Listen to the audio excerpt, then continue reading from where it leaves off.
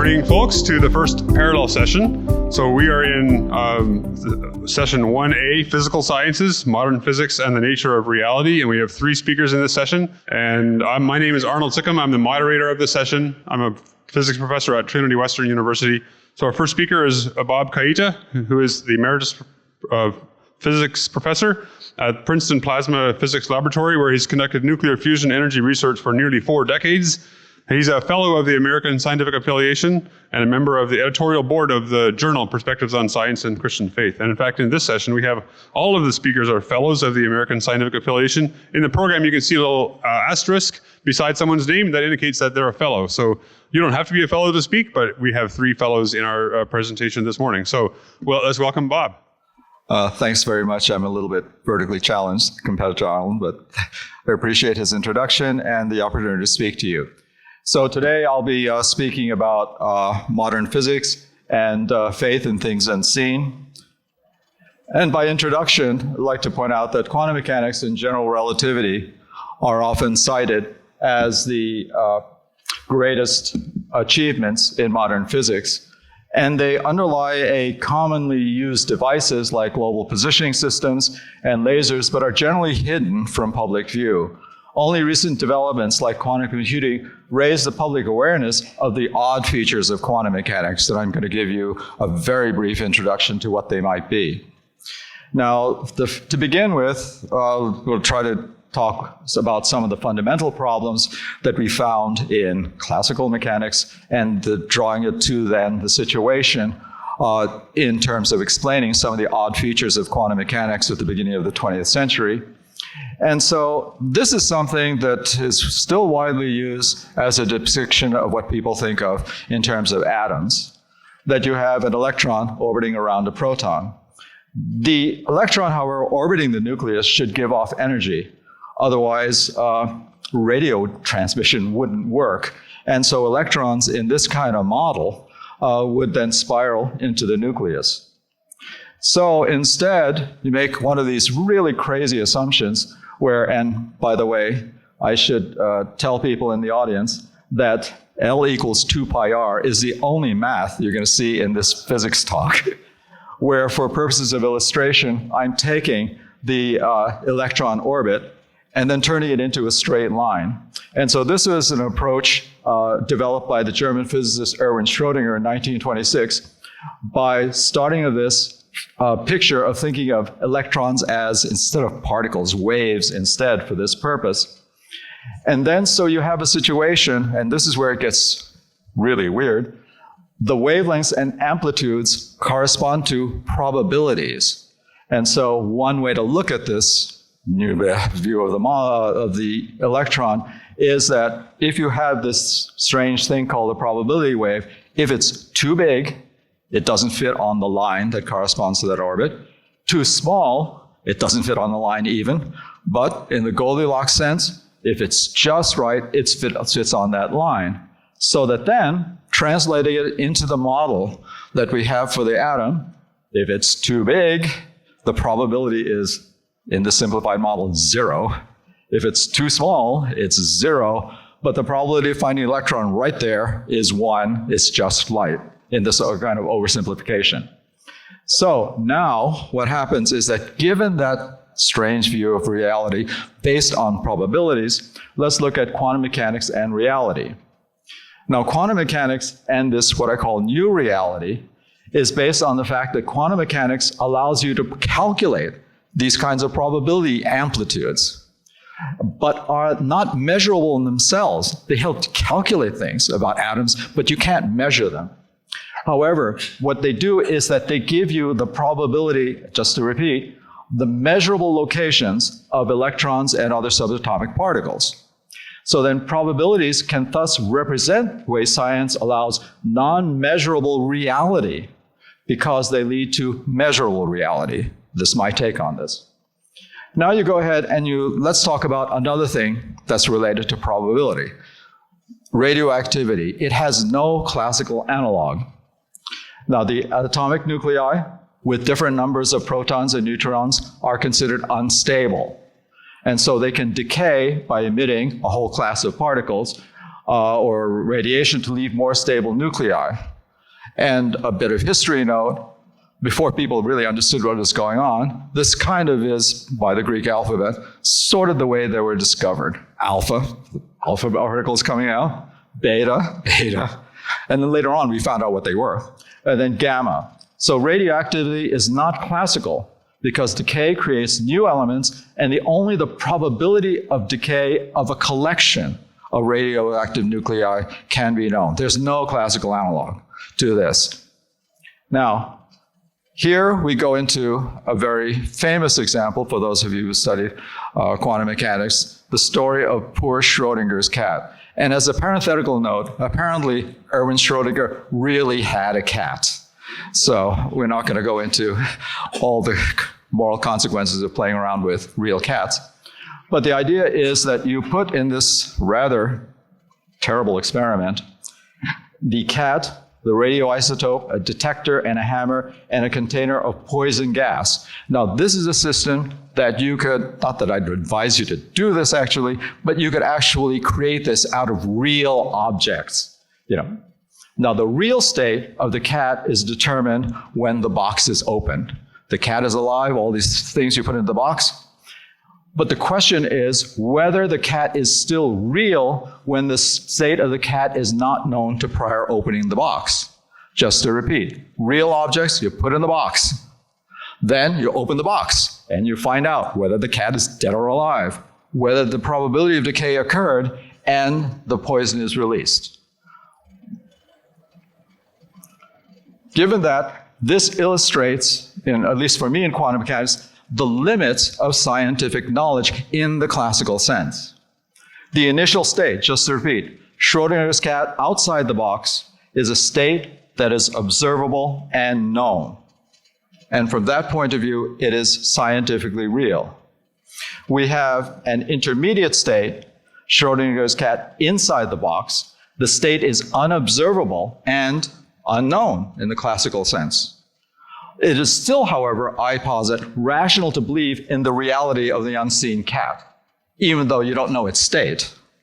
Then finally, you have the final state. Schrodinger's cat is back outside the box. The state is observable and again known. So in that sense, no question about it, that is scientifically real. Now, okay, disclaimer, I'm not going to describe in detail what quantum computing is, but just to give you a flavor of some of the weirdness that goes on involved in something called quantum computing. Now, in classical computing, you only allowed what I call, in my parlance, fully known operation to a final state that either keeps the initial state, living cat, and actually some people call these cat states, living cat equals 1, or changes the initial state to a deceased cat. The cat is 0. No box can classically exist where the state of the cat is unknown. It's fully determined. Now, this is where, in very crude analog to quantum computing, what then quantum mechanics allows you and introduces. It allows the unknown operation to a final state that is known only after the box is opened and the final state is measured. So what does that mean? States corresponding to a living cat, 1, and deceased cat, 0, are entangled. And this is a very general definition of what is meant by entanglement that is not a classical concept. So then quantum computing, in a very general sense, is more powerful, in quotes, than classical computing because entanglement allows more possible outcomes for machines with the same number of bits. Instead of just 0 and 1, you have more possibilities. I mean, that's the flavor of what I would consider quantum computing to be. Now then, we go along to what I would call the re-envisioning of the rationality of faith. Now, here I talk about something that's very familiar to most, if not all of you, the example of faith of the ancients. Now, the 13th chapter of the letter to the Hebrews in the New Testament begins as follows. Now, faith is being sure of what we hope for and certain of what we do not see. You hold that thought. And subsequent illustrations all contain what then people in physics call observables. the creation of the universe, and the faith-based acts of Noah, Abraham, and Moses. Now let's take an example. From the framework of modern science, you say that the initial state, Abraham is an initial state. He lives in Mesopotamia. The state is observable and known. And so there's no question about it that it is scientifically real. Then here's the interesting part. There's an intermediate state. Abraham called to go. The state is determined by an unobservable and scientifically unknowable God whose reality can still be rationally believed in. All right? Then you get to the final state, using again the framework for modern physics. You have the final state. Abraham lives in Canaan. The state is observable again and known, and no doubt about it, scientifically real. So then what happens is that, and again my opinion, you have a potential conceptual similarity between the invisible probability amplitudes and faith of ancients in unseen leading to the seen. Now, here again is something else that's unique, if you will, or new to quantum mechanics, which you don't find in classical mechanics, is the necessity of interpretation in quantum mechanics. What does it all mean? Time doesn't allow me to go into different interpretations of quantum mechanics. There's a whole rich literature in this. But for the first time, you have introduced into the fabric of science in general, and physical science in particular, the idea that then, because of the idea of interpretation being introduced into science, it allows faith in God in itself to be among possible rational explanations for observable and real actions of people. So what is the point of this? The implications for me, for science and religion, is that the truths of religion that acknowledge observable historical personages and events can still be challenged by scientifically by examining the accuracy of their accounts. You could go look for evidence of all these people, where they lived, and this is what keeps archaeologists and historians in business. However, you can't be so dismissive about what I just described by saying that the rationality of believing in such religions are questionable, but they can no longer be questioned with the claim that only reality explainable by science can exist. You can't make that claim anymore within if you want to be consistent with the conceptual framework, in my opinion, of modern physics. So that is then the conclusion I'd like to draw. Again, not any proof in any way by existence of God, but then, shall we say, a rethinking away from this idea of a very doctrinaire sort of materialism that then puts limits on rationality, claiming science as the justification. So those are my thoughts. Thank you very much. Hello. Hi, Dr. Kaita. I'm just wondering, very nerdy question. With regards to the field of quantum mechanics, what is your interpretation of do you go with the Copenhagen school, or do you go with, do you believe in the multiverse? Or do you think the world only comes into existence with consciousness? All right. Yeah, well, that's a very good question. Just to repeat, what interpretation do I believe in? Yeah. Just to reiterate the point, if I may, what I'm saying is that this is something entirely new to physics, because before we didn't have any room for interpretation. Right. And so that's why I think that, for me personally, I think that I prefer the Copenhagen interpretation. We just don't know about its reality until we go ahead and do the measurement, because I think that that is the simplest thing to hold on to. I think that one of the reasons why, I admit I have a bias against this whole idea of multiverses in many worlds and the direction that goes into it, is that, well, as one philosopher of science puts it, does that mean that then, let's say, if you have a detector that then detects something, depending on the measurement that the detector makes, the detector itself creates a universe?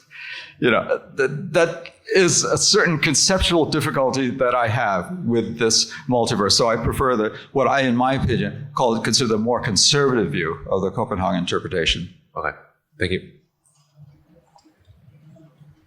Bob, thank you. That was great. And it clearly to me, refers back to David Hume's arguments about science as being a way of ruling out contingent things.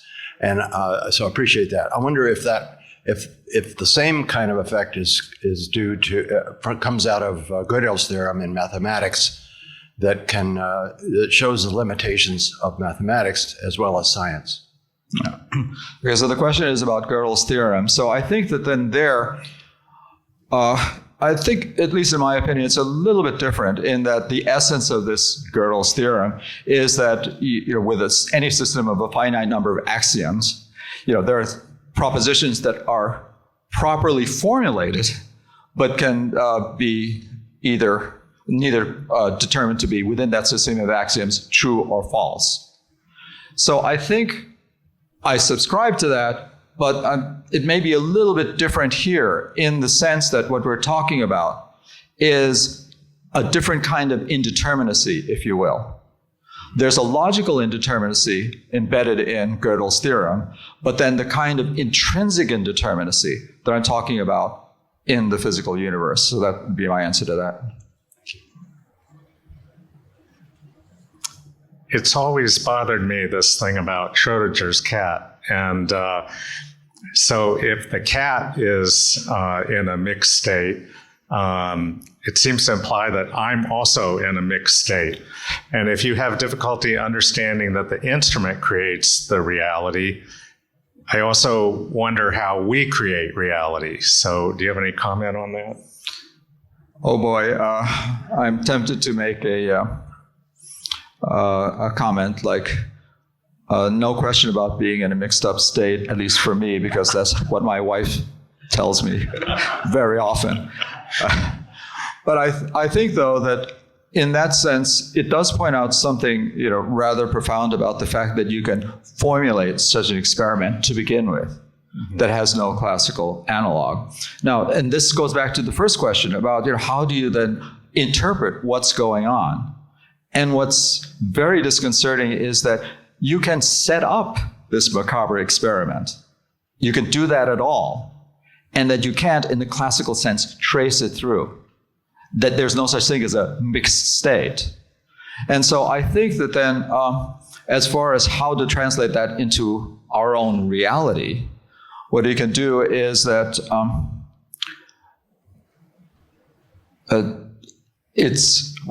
I would say that it's hard because in a way, how can we tell, or who is the observer? Right, exactly. In the analoga, the reason why the Schrödinger's cat example is so intriguing is because it's from the perspective of the observer, the person who creates the state, and then creates something that's intrinsically indeterminate, and then looks at their net result. How's that translates into us individually? I don't know, but I'm saying that, at least in my estimation, that analogy is useful for the purpose I just described, and kind of limited, if you will, to then go beyond that. That's the best I could answer. Okay, thank you. Yeah. Your talk made me think about the two terms we often use in science-faith dialogue, methodological naturalism and metaphysical naturalism. And I wondered, particularly for the methodological naturalism, if you felt like there were any implications of your thinking here for that idea of methodological naturalism and how we conduct science as Christians. Yeah, in fact, that's one of the questions I was thinking about the problem of metaphysical and methodological naturalism. What happens is that, as you're aware, a lot of people just go ahead and conflate the two. And so that then saying that, to simplify, there is only metaphysical and methodological naturalism because, in my interpretation, metaphysical naturalism follows from methodological naturalism. I mean, there's nothing else. But then here, what I tried to point out is that you can't blithely make that jump, because what happens is that then it neglects what the assumptions you're making and some underlying concepts that you might have been able to get away with back in the day in the classical realm. But now with quantum mechanics, what happens is that you can't go ahead and make the statement that because, going back to previous questions, everything is so well determined that then there's no choice but to then be a metaphysical naturalist, if I could use that term. But now we're in the situation where intrinsic to the limitations of our knowledge and intrinsic to the way the universe is, you can't immediately make that connection that if you're a methodological naturalist, you must be a metaphysical naturalist, and that's the only thing that's rational. Thank you. I have 1,000 questions, but okay,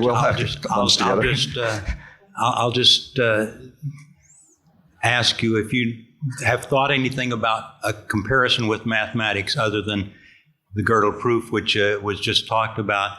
That Pythagorean, you go back to the rational numbers, that they were the only thing, and then the continuum, and this being somewhat resolved in Cantor's work with infinity and that sort of thing. Do you see an analogy between the mathematical world and the quantum physics world occurring at about the same time? Yeah, that's an interesting question about the relationship with mathematics. I think that one of the things that I found very interesting about all of this is that everything that I described, all the things that people talk about in terms of quantum mechanics, all the underlying mathematics itself, I feel, is very well determined. And so from that point of view, it's not the mathematics is, if you will, the language or the tool that allows us to be, if you will, quantitative and describe what's going on. So that's why I would make the distinction between mathematics as providing the framework, the capability for looking at this and being quantitative, even to the level of my simple drawings in terms of wavelengths and probabilities and how they fit. These are all in the classical sense, well, not in the classical sense, but all computable. They're all determinable from that point of view. And so the mathematics is the tool by which then we can base these rather, if you will, counterintuitive and non-classical conclusions. That would be my conclusion. Yeah. I missed the few minutes at the beginning of your talk, but I wondered if there was anything in quantum mechanics or in your focus here that pertained to Christianity, because it seems, at least here, you're talking about religions in general. Yeah. Well, I think that then your point is certainly well taken, and I was kind of admittedly restricted in my scope in what I was going to then cover, in my talk.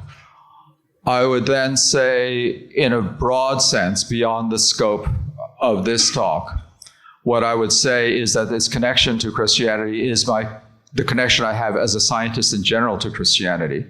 That because of adding this to all that we can comprehend about the universe, and its structure, its mathematical structure, I can't explain why it's there. That, as Einstein said, it's comprehensible, except for a very critical point, which is if we didn't have this ability to do science, the resurrection of Jesus Christ would not be so singular. What allows us to then say this is really exceptional? Because it's all based on what we would call in our parlance foundational. All this science and mathematics that we have, to then tell us what is, in quotes, normal and what is ordinary. And for me as a Christian, the fact that then we have this basis allows us to determine what is extraordinary, which is the resurrection of Jesus Christ. You analyze this with the observer outside the box. What if the observer gets in the box with the cat? Does your analysis change? Oh boy, that's the first time I've gotten that question. And it goes on to the previous question about, just the idea of the observable, or you being in the mixed up state, which I often am. I think that then let me just leave it to then say that that's beyond the scope of this particular model. And we'll have a discussion over break on that. Thanks very much. much, Bob.